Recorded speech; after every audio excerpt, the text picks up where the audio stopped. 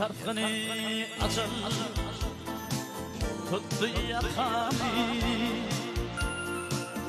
انت توان جدم يا شبالا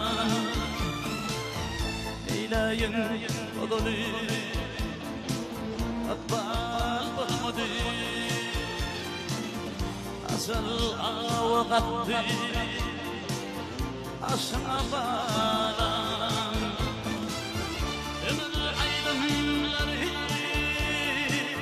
يسيغلي قبرستان مانا كانت دلي طيغرقان شيقنا يا فضلي مالام دنيتنا الكل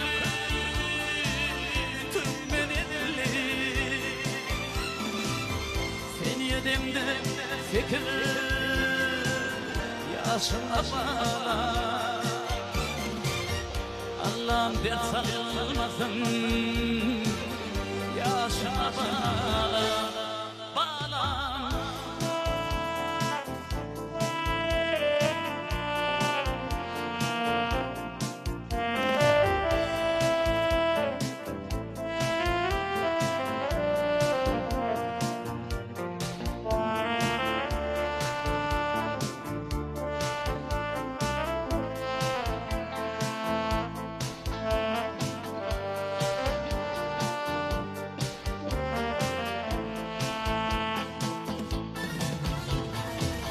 أغلى قالنا سوى الشغالان اللي مكمشتن ما شعر مالان تخطير يا شاشنا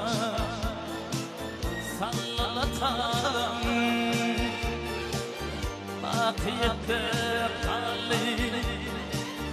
صبر بيالا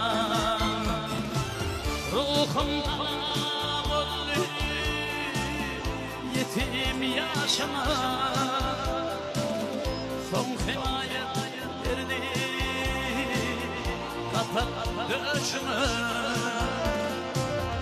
ağrıyı diledim tutun işine bana nur getirip sepet dedim başına girdim rahat tatya düşümü bana Allah'ım kuvvet versin kuşumu bana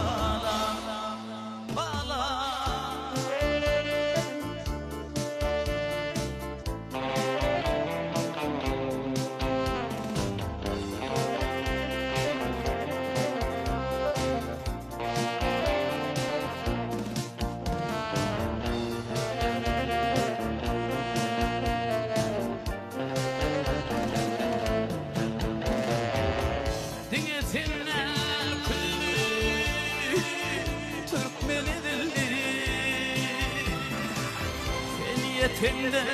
çekilir yaşa bana Allah'ım dert salmasın